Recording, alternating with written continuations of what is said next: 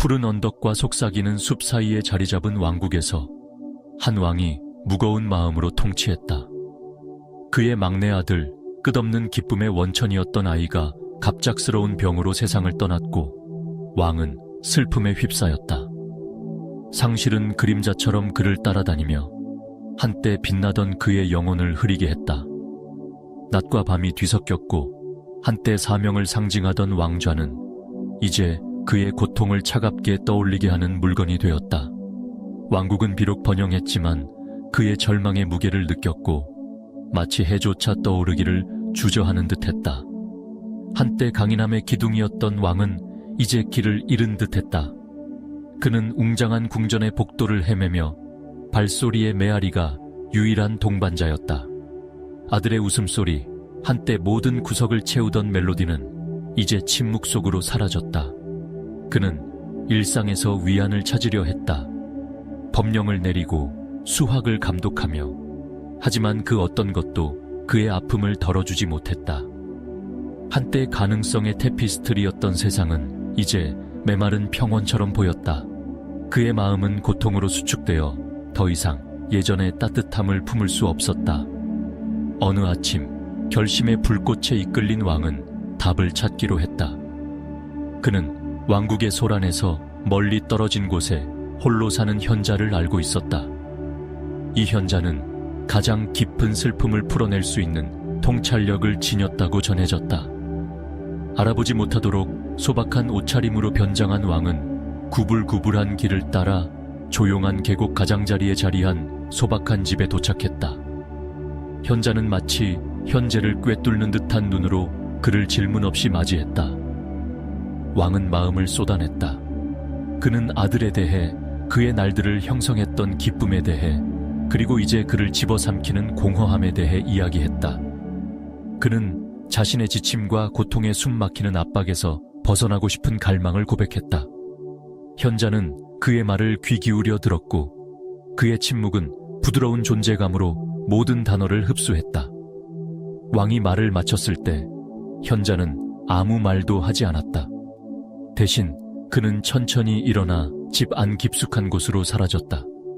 잠시 후 그는 한 손에 작은 물컵을, 다른 손에 소금이 담긴 그릇을 들고 돌아왔다. 현자는 왕에게 컵과 그릇을 건네며 소금을 한 줌 집어 물에 섞으라고 손짓했다. 왕은 당황했지만 따랐다. 소금 알갱이가 녹아 맑은 물을 흐리게 했다. 현자는 왕에게 그 물을 마시라고 했다. 왕은 컵을 입술로 가져갔지만 맛은 쓰고 날카롭고 불쾌했다. 그는 얼굴을 찌푸렸고 소금은 그의 혀를 따갑게 했으며 물은 마실 수 없는 것이 되었다. 현자는 표정 변화 없이 이를 지켜보더니 왕에게 자신을 따라오라고 손짓했다.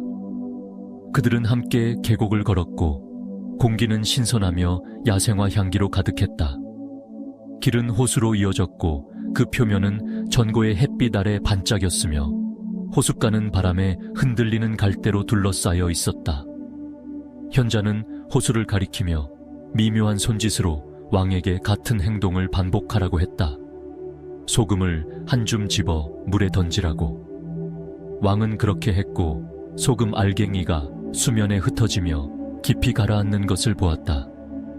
현자는 호숫가에 무릎을 꿇고 손으로 물을 떠 마셨다. 그는 왕에게도 똑같이 하라고 고개를 끄덕였다. 왕은 몸을 숙였고 손이 약간 떨리며 물을 떴다. 그는 같은 매운맛을 기대하며 물을 입으로 가져갔다. 하지만 물은 시원하고 달콤하며 상쾌했다. 소금의 흔적은 전혀 없었다. 그는 다시 한 모금 마셨고 그 맑음에 감각이 깨어났다. 그는 현자를 바라보며 의미를 찾으려는 눈빛을 보냈다.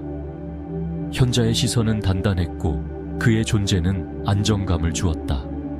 그는 소금이나 물에 대해 말하지 않고 마음에 대해 이야기했다.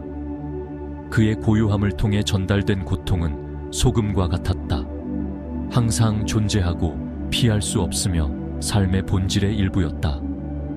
하지만 그 무게는 그것을 담는 그릇에 달렸다. 유리컵처럼 좁은 마음은 단단하고 제한적이며 작은 고통에도 압도당할 것이다. 고통은 모든 순간을 더럽히며 지배할 것이다. 하지만 호수처럼 넓고 열린 마음은 같은 양의 고통을 흡수하고도 변함없이 그 본질을 유지할 수 있었다. 왕은 호수 옆에 서 있었고 잔잔한 물결은 하늘을 비추었다. 현자의 가르침은 말이 아닌 이해의 변화로 그의 내면에 자리 잡았다. 그의 고통은 비록 현실이었지만 그의 전부는 아니었다. 그것은 한 줌의 소금일 뿐 호수 전체가 아니었다. 그는 자신의 마음이 유리컵처럼 되어 슬픔으로 쪼그라들어 고통만을 담을 수 있게 되었음을 깨달았다. 치유하려면 그는 마음을 넓혀야 했고 상실의 한계를 넘어 확장해야 했다.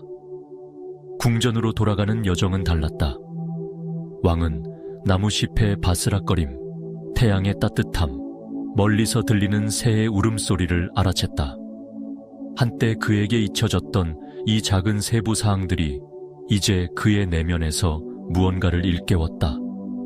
그는 자신의 왕국을 더 이상 부재의 리마인더로 보지 않고 여전히 펼쳐지는 삶의 캔버스로 보기 시작했다.